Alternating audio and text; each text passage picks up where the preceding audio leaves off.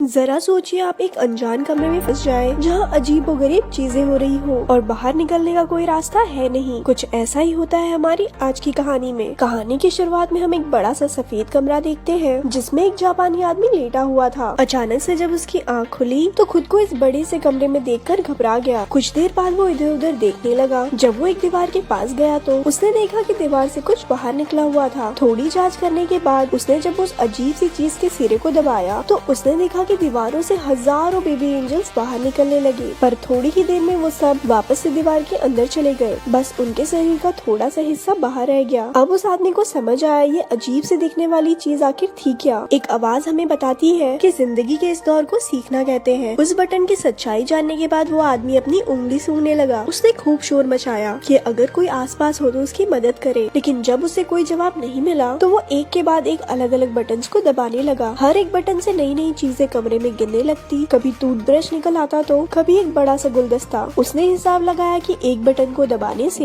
एक पर्टिकुलर चीज ही बाहर आती थी। उसने अपनी इस थियोरी को टेस्ट करने के लिए एक ही बटन को बार बार दबाकर चॉपस्टिक्स का ढेर लगा दिया, लेकिन अगले बटन को दबाते ही एक शॉपिंग कार्ट तेजी से निकला और जोर से उसके पैर पर लगा, जिसकी वजह से वो दर्द में चिल्लाने लगा। जब उसने अगले बटन को दबाया तो वो ट्रांसफॉर्म होकर एक बच्चे के पिछवाड़े में बदल जाता है, जिसने उसके मुंह पे फाड़ दिया। इसके बाद उसने अलग अलग बटनों को दबा कर ढेर सारी चीजें इकट्ठा कर ली। जब वो एक बॉल से खेल रहा था तो वो जाकर एक बटन पर लगी, जिससे सुशी नाम की एक लजीज जापानी डिश बाहर आ निकली। वो खुश था क्योंकि उसे वाकई में बहुत भूख लगी थी। वो सोच रहा था कि सुशी के साथ साथ सोया सॉस भी मिल जाए तो मजा आ जाएगा, पर उसके बार बार बटन दबाने के बाद भी हर बार सिर्फ सुशी ही निकलती। तो वो चुपचाप जो मिला वो खाने लगा। खाना खत्म हो जाने के बाद जब उसने फिर से और मंगवाने के लिए बटन दबाया तो अब की बार एक सोया सॉस की बोतल उसके सामने आ गई। उसने गुस्से में बोतल को दूर फेंक दिया कि जब जरूरत थी तब तो आई नहीं। अगला बटन दबाने पर उसे 3D चश्मे मिले। चश्मा पहनकर उसे एक बेबी एंजल अपनी बटन की तरफ इशारा करते हुए दिखने लगा। ये देखकर वो बहुत खुश हो गया कि मैंने तो कमरे का रहस्य सुलझा लिया है। लेकिन बटन दबाने पर एक काउंटडाउन शुरू हो गया, जिसके आखिर में दीवार से एक बहुत बड़ा पिछवाड़ा बाहर आया और उसने उसके मुंह पे फाड़ दिया। थोड़े और बटन दबाने के बाद उसे एक किताब मिली जो उसे काफी मजेदार लगी। कुछ घंटों में उसने उसके 5 पार्ट पढ़ डाले, लेकिन जब उसने छठी किताब पढ़ने के लिए बटन दबाया तो 7वीं किताब बाहर आई। परेशान होकर उसने दूसरा बटन दबाया, लेकिन उसमें से भी 8वीं और 9वीं किताब निकली। किताब की चाह में उसने एक और बटन को दबाया, तभी उसे अपने पीछे एक दरवाजा दिखाई पड़ा। वो उसे देखकर बड़ा खुश हुआ कि आखिरकार अब वो बाहर निकल सकता है, लेकिन अपने इसी एक्साइटमेंट में वो यही भूल गया कि आखिर वो बटन था कौन सा। तो वो ऐसे ही कोई भी बटन दबाने लगा। पहली बटन दबाने पर एक अफ्रीकन आदमी एक दीवार से दूसरी दीवार की ओर भागते हुए गया। दूसरे वाले से उसके सर पर पानी गिरने लगा, लेकिन आखिरकार तीसरी बार में दरवाजा खुल गया और वो जैसे ही बटन को छोड़कर दरवाजे की तरफ जाने लगता वो दरवाजा बंद हो जाता। कुछ देर ट्राई करने के बाद वो समझ गया कि जब तक बटन दबा रहेगा तभी तक दरवाजा खुला रहेगा। वो रनिंग पोजीशन लेकर बटन पर खड़ा हो गया ताकि जल्दी से दरवाजे तक पहुंच जाए, लेकिन इससे पहले कि वो दरवाजे तक पहुंचता दरवाजा बंद हो गया। इसके बाद उसने बहुत से अतरंगी तरीके अपनाए, लेकिन किसी ने भी काम नहीं किया। उसने शॉपिंग कार्ट पर बैठकर जल्दी से दरवाजे तक पहुंचने की कोशिश की, लेकिन सब बेकार। इसके बाद उसने अपना दिमाग लगाया और एक गुलदस्ता उस बटन पे रख दिया, लेकिन वो इतना भारी नहीं था कि उसे दबाए रख सके, तो उसे अब गुलदस्ते को भरना होगा। उसने पानी वाला बटन दबाकर उसमें पानी भरने की कोशिश की, लेकिन पानी उसके शरीर के अलावा कहीं गिरता ही नहीं था। फिर उसने दिमाग लगाकर गुलदस्ते को सुशी से भर दिया। वो बड़ी मुश्किल से उसे वहाँ लेकर गया, लेकिन उसने गलती से उस गुलदस्ते को किसी दूसरे बटन पर रख दिया, जिसके बाद वो अफ्रीकन आदमी भागता हुआ आया और उसे टकराने की वजह से गुलदस्ता भी टूट गया। वो गुस्से और फ्रस्ट्रेशन में चिल्लाने लगा। उसने कुछ और छोटे मोटे पैतरे लगाए, लेकिन दरवाजा हर बार उसके पहुंचने से पहले ही बंद हो जाता। फिर गलती से एक बटन दबाने पर एक रस्सी नीचे आई। उसने हिसाब लगाया कि वो रस्सी से झूलकर जल्दी से दरवाजे तक पहुंच सकता है, और ऐसा हुआ भी। लेकिन जब उसने दीवार के पीछे दरवाजे को खोलने की कोशिश की तो पता चला कि इसे खोलने के लिए एक चाबी की जरूरत थी। वो दीवार के बंद होने से पहले कमरे में वापस आ गया। जब उसने गुस्से में दीवार पर एक लात मारी तो एक चाबी हवा में तैरने लगी, लेकिन दरवाजे की ही तरह ये चाबी भी बटन छोड़ते ही थोड़ी देर बाद गायब हो जाती। अब उसे कोई तरीका ढूंढना होगा जल्दी से चाबी लेकर दरवाजे तक पहुंचने का। लेकिन जब उसने चाबी वाला बटन फिर से दबाया तो दीवार में से एक कुत्ता बाहर निकलकर उस पर भौंकने लगा। वो फिर से कंफ्यूज हो गया क्योंकि सारे बटन एक जैसे तो दिखते थे। इसके बाद उसने सही बटन ढूंढकर उस पर सुशी का एक टुकड़ा रख दिया। एक दो बार फेल होने के बाद आखिरकार वो चाबी लेकर दरवाजे तक पहुंच ही गया, लेकिन अभी मुसीबत खत्म नहीं हुई थी। दरवाजे के ऊपर एक नंबर वाला लॉक भी था। वो जल्दी से कमरे की तरफ गया किया, लेकिन बाहर निकलते हुए फिर से दीवार जोर से उसके पिछवाड़े पर लगी। उसने फ्रस्ट्रेशन में प्लंजर दूसरी तरफ फेंका और उसकी एक बटन के लगने पर फिर से अफ्रीकन आदमी बाहर आया, लेकिन अब की बार उसने नोटिस किया कि उस अफ्रीकन आदमी के सर पर 3 नंबर लिखे हुए थे और शायद उसी नंबर से वो ताला खुलेगा। क्योंकि दीवार बार बार बंद हो जाती थी तो उसने 3 बार में वो ताला भी खोल दिया। दरवाजा थोड़ा जाम सा लग रहा था तो उसे थोड़ी एक्स्ट्रा जान लगानी पड़ी और इतने में दीवार भी वापस नीचे चली गई। वहाँ पर इतनी जगह थी ही नहीं कि वो दरवाजे को पूरा खोल सके। वो हताश हो गया और वहीं बैठकर रोने लगा। उसे कमरे के अंदर का समय याद आ रहा था। उसे एहसास हुआ कि कमरे में उसके पास कितना कुछ था। अब वो बाहर नहीं जा सकता था, लेकिन जो चीजें उसके पास थी उसने समय रहते उनकी कदर नहीं की। अचानक उसे अपनी बाहीं ओर से हवा का एक झोंका महसूस हुआ। वो उस नकली दीवार को खोलकर बाहर की तरफ भागा। वो पूरी जगह बिल्कुल एक जैसी थी। ऐसा लग रहा था कि मानो वो एक ही जगह पर भाग रहा हो। भागते भागते वो एक दूसरे कमरे में पहुंचा जहाँ रोशनी थोड़ी कम थी। उसके अंदर आते ही दरवाजा बंद हो गया। एक आवाज हमें बताती है कि जिंदगी के इस पड़ाव को प्रैक्टिस कहते हैं। उधर मेक्सिको के एक शहर में एक छोटे बच्चे एंटोनियो का परिवार काफी परेशान था। उसके पिता एस्कारगोट नाम के एक रेसलर है। आज उसका एक मैच है जिसकी वजह से वो काफी अजीब सा व्यवहार कर रहा था। उसकी पत्नी सोच रही थी कि क्योंकि उसका विरोधी इतना जवान है इसीलिए वो थोड़ा डरा हुआ होगा, लेकिन एंटोनियो के दादा ने कहा तुम लोग देखना, एक्सपीरियंस के सामने जवानी का जोश ठंडा पड़ जाएगा। इसके बाद एस्कारगोट मैन जल्दी से स्टेडियम पहुंचकर तैयार हो गया और मैच से पहले भगवान का ध्यान किया। उधर स्कूल में बच्चे एंटोनियो का मजाक उड़ा रहे थे क्योंकि वो सच में मान रहा था कि उसके पापा जीत जाएंगे। मैच का वक्त होते ही एंटोनियो और उसके दादा भी स्टेडियम पहुंचे। वो जल्दी से सीट लेकर बड़ी उत्सुकता से मैच शुरू होने का इंतजार कर रहे थे। पहली टीम का नाम था नॉर्दर्न टफ, जिसमें 2 जवान जोशीले पहलवान थे। इसके बाद एंट्री हुई एस्कारगोट मैन और उसके साथ ही सिल्वर ईगल की। सिल्वर ईगल पहले तो बहुत बेहतरीन तरीके से लड़ रहा था, लेकिन फिर दूसरी टीम के दोनों रेसलर ने उस पर एक साथ हमला कर दिया। वो इशारा करके एस्कारगोट मैन को भी बुलाने लगे, लेकिन वो नियमों को तोड़कर नहीं लड़ना चाहता था। उधर सिल्वर ईगल ने चकमा देकर दोनों रेसलर्स को आपस में ही भिड़ा दिया और खुद बाहर निकल आया। अब एस्कारगोट मैन की बारी आई, जिसपे वो दोनों पहलवान भारी पड़ रहे थे। उनमें से एक उसके सिर पर कुर्सी मारने ही वाला था कि कमरे में बंद उस जापानी आदमी ने एक बटन दबा दिया, जिससे एस्कारगोट मैन की गर्दन अचानक से लंबी हो गई और उसने दोनों पहलवान को सर मारकर एक ही बार में नॉकआउट कर दिया। लेकिन उधर कमरे में तो कुछ भी नहीं हुआ, इसीलिए वो बार बार उसी बटन को दबाने लगा। इसी चक्कर में एस्कारगोट मैन ने अपने साथी सिल्वर ईगल, रेफरी और अपने बेटे एंटोनियो तक को सर मारकर नॉकआउट कर दिया। इसके बाद वो पागलों की तरह अपने सर से घंटी बजाने लगा। कमरे में उस आदमी ने अलग अलग बटन दबाना शुरू कर दिए। किसी बटन से एक सिंगर के मुंह से गाते हुए आग निकलने लगी, तो किसी बटन से रशिया के एक जादूगर की जादू फेल हो गई। तीसरे बटन दबाने पर चाइना में एक आदमी अपने ही कुत्तों पर भौंकने लगा। उस आदमी ने देखा कि पिछले कमरे की तरह इस कमरे में छत नहीं थी, बल्कि ऊपर से रोशनी आ रही थी जिसमें एंजल्स उड़ रहे थे। इस बार उसके दिमाग में बहुत अलग चीज आई। उसने बटन को दबाने की बजाय उन्हें पकड़कर ऊपर चढ़ना शुरू कर दिया। वो कामयाब रहा और हर बटन के दबने से दुनिया के अलग अलग कोनों में कमाल की चीजें होने लगी। कहीं फूल खिलते तो कहीं कोई हाथी फिसल जाता। जैसे जैसे वो ऊपर जाता गया तो कहीं टोस्ट बनने लगे तो कहीं इंसान चांद तक पहुंच गए। जब तक वो ऊपर पहुंचा उसकी दाढ़ी और बाल बहुत बढ़ चुके थे। अब उसे दीवार पकड़ने की जरूरत नहीं थी, वो भी बाकी एंजल्स की तरह हवा में उड़ता जा रहा था। एक आवाज हमें बताती है कि उसने अब भगवान का दर्जा पा लिया है और अब पूरी दुनिया उसके हिसाब से चलेगी। आखिर तक आते आते उसके चारों ओर सफेद पंख उड़ने लगे जो उसे आखिरी कमरे तक ले गए। इस कमरे के दीवार पर पूरी धरती का नक्शा बना हुआ था और वहाँ अब तक का सबसे बड़ा बटन भी मौजूद था। वो उसे दबाने के लिए आगे बढ़ा और स्क्रीन खाली हो गई और ऐसे ही ये मूवी यहाँ खत्म हो गई। ऐसी और